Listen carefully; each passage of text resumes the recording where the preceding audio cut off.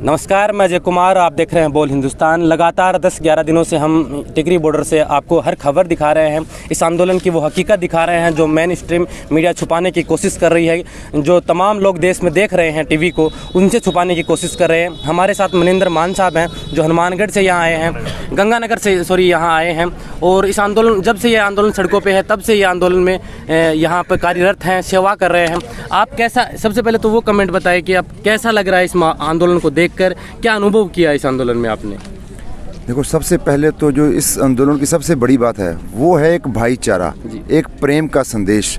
प्रेम से भी आंदोलन लड़े जा सकते हैं।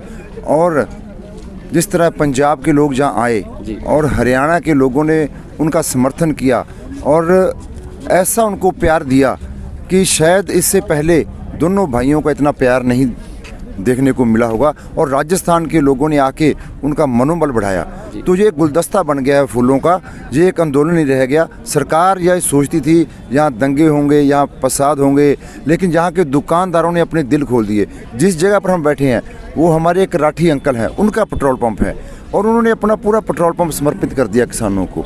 और कोई भी दुकानदार, एक भी आदमी परेशान नहीं है, सारे खुश हैं, क्योंकि उनको पता है जो ये किसान की लड़ाई है वो पहले उपभोक्ता की लड़ाई है, मजदूर की लड़ाई है, व्यापारी की लड़ाई है। किसान की लड़ाई बाद में है। जो बाद में इफेक्टिव होने वाले हैं, जो जिनको सबसे लास्ट में नुकसान होने वाला है, वो लोग फ्रंट पे खड़े हैं और दूसरे लोग उनके साथ सहायता कर रहे हैं। और आज़ादी के बाद ऐसा आंदोलन पहली बार हुआ है। जिस तरह आपने कहा था ना, शहीद भगत सिंह के चाचा सरदार अजीत सिंह ने आंदोलन किया था और वो लगातार लगभग 8-9 महीने चला था।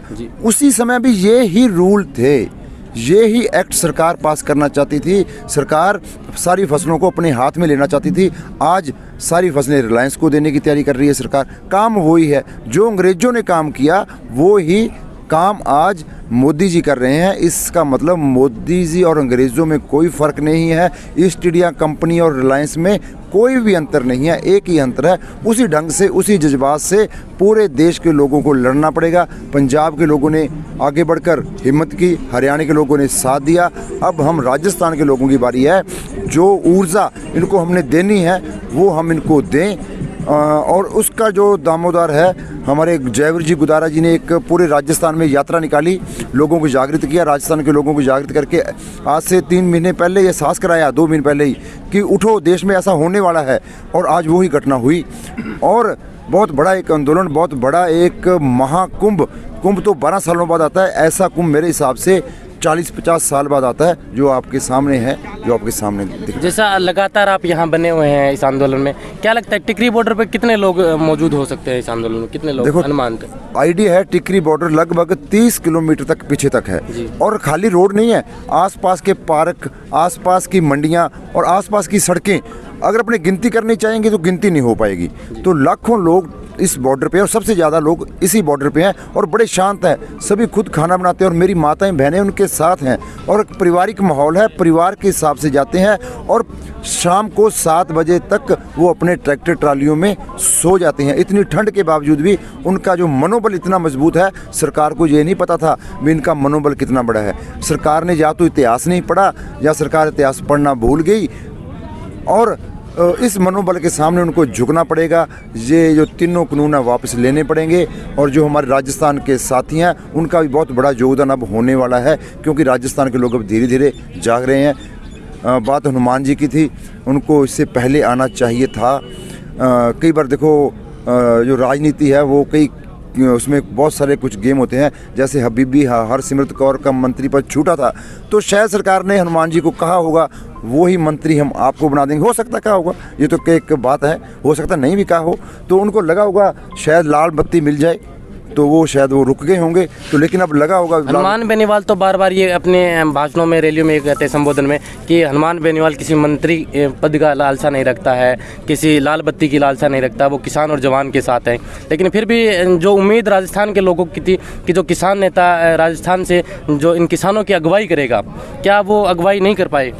देखो, वो कह रहे हैं, बड़ी खुशी की बात है, उनके प्रत्येक भाषण में एक किसान और जवान होता है। लेकिन जिस दिन किसान विरोधी बिल संसद में आ गया, शायद वो बीमार थे लेकिन 15 दिन बाद ठीक भी हो गए थे, तो वो पढ़ लेते। 4 तो लाइनें हैं, उनको उसी दिन कह देना चाहिए था भाई अगर ये बिल आप पास कर रहे हो तो मैं इसका विरोध कर देता हूँ। वो तो समझाने चल दिए भाई नहीं, कुछ बातें शायद नहीं समझाई होंगी लोगों को, नहीं आया जैसे सरकार समझा रही थी भाई हाँ कुछ ठीक है कुछ गलत है। वो 2 घोड़ों पे सवार हो गए थे।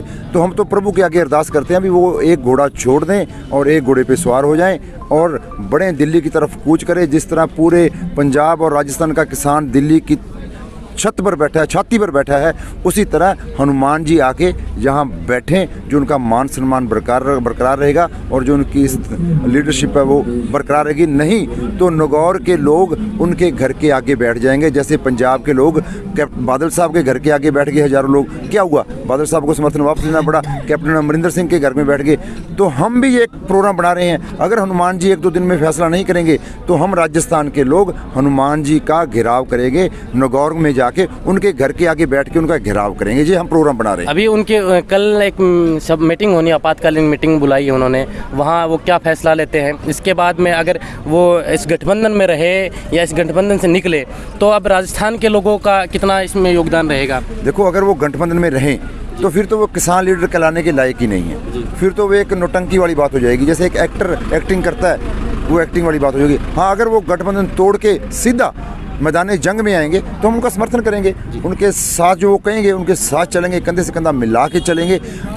उसके बाद अगर वो सोचा भी हमें अभी मंत्री पद की कोई लालसा है तो हम उनके घर का घेराव करने में से भी नहीं चूकेंगे। जैसा कि इन जो केंद्र सरकार के 3 कृषि कानून आए हैं, इनका किसानों के ऊपर क्या फ़र्क पड़ेगा, कितना नुकसान होगा, यह आप तमाम लोगों को अभी तक पता चल गया है, तमाम सोशल मीडिया के प्लेटफॉर्म के माध्यम से, न्यूज़ मेन स्ट्रीम मीडिया के माध्यम से। लेकिन सरकार अब ये कह रही है कि हम इसमें कुछ संशोधन कर देते हैं ताकि और किसान अपना आंदोलन वापस ले ले।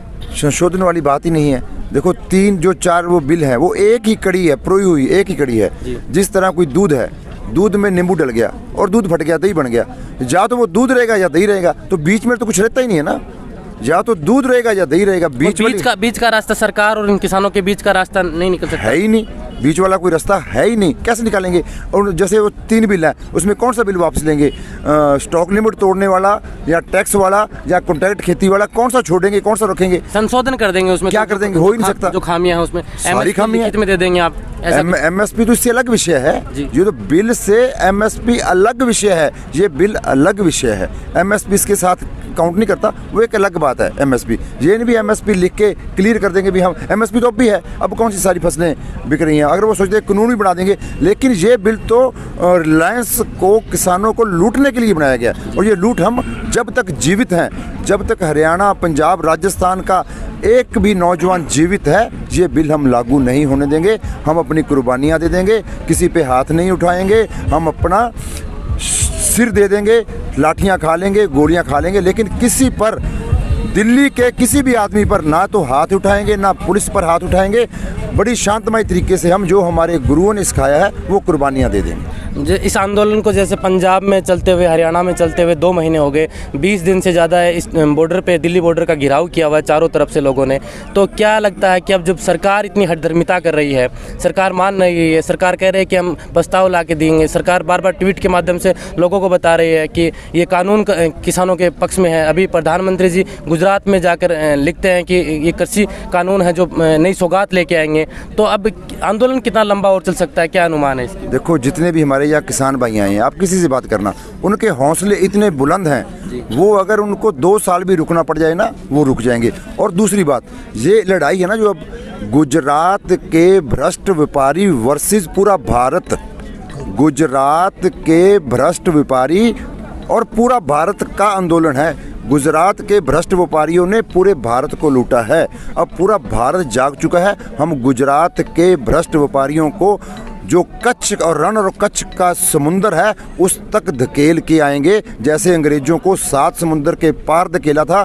इन गुजरात के भ्रष्ट व्यापारियों को कच्छ और रण के समुंदर में फेंक के आएंगे। ये लड़ाई वहाँ तक चलेगी। ये थे हमारे साथ महेंद्र मान साहब, जो जिनका साफ कहना है कि आंदोलन तब तक चलेगा जब तक सरकार हमारी मांग नहीं मान लेगी। और सर इसके बीच का रास्ता यही है कि सरकार जो 3 काले कानून लेके आई है उनको वापस ले, हम वापस घर लौट जाएंगे। वरना ये आंदोलन हमने तैयारी इतनी लंबी करके आए हैं, जैसा कि हम आपको दिखाया भी है कि डिवाइडर के ऊपर लोगों ने सब्जियां तक उगा दी हैं, यहाँ पे लंगर की सेवाएँ चल रही हैं। और हरियाणा का जितना साथ मिल रहा है उतना ही साथ अब राजस्थान की ओर से मिल रहा है।